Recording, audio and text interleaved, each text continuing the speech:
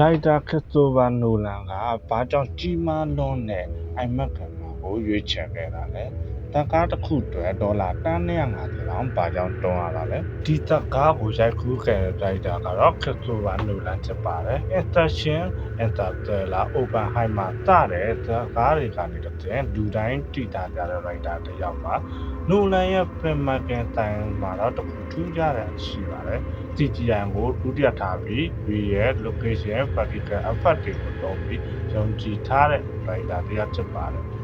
ဒီ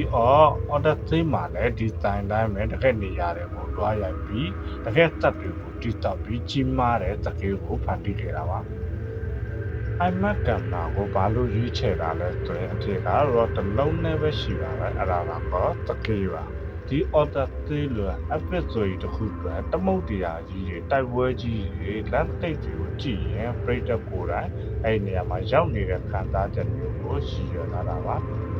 IMAX 30mm ဖလင်တစ်ခုဟာပုံရိပ်ရွယ်သားကြီးမားပြီးဒီလေးပုံများတဲ့အတွက်မျက်နှာအသေးစိတ်ကနေ landscape ကျယ်ကြီးဒီကွာဟမှုရှိပါနဲ့ဖန်ယူနိုင်စွာရှိပါတယ်။ဒါကြောင့် Odyssey က feature film တစ်ကားလုံးကို IMAX 30mm ဖလင်ကင်မရာနဲ့ရိုက်ကူးခဲ့တဲ့ပထမဆုံးရုပ်ရှင်တွေ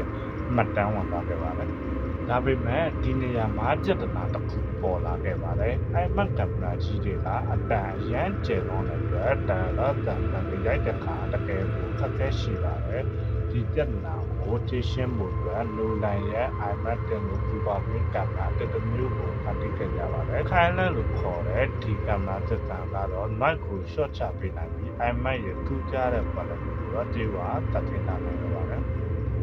Odyssey ရဲ့ကြီးမားသောချက်ကတရုတ်ဆောင်တွေအတွက်တစ်ခုတည်းမဟုတ်ဘူးဆိုတာကိုသိကြရပါတယ်။ကင်မရာတစ်လုံးချင်းစီလမ်းတစ်လုံးချင်းစီလိုက်တဲ့တစ်ခုချင်းစီပဲနောက်ွယ်မှာfilmmakerတွေရဲ့အမြင်နဲ့ရှိချက်တွေပါဝင်ပါတယ်။တကယ် cinematic experience ဆိုတာ resolution နဲ့နာနဲ့မဟုတ်ပါဘူး။ပရိသတ်ကို story တွေကိုလုံးဝကိုရောက်သွားအောင်ဖန်တီးပေးနိုင်ခြင်းဖြစ်ပါတယ်။ဒါကတော့Odyssey ရဲ့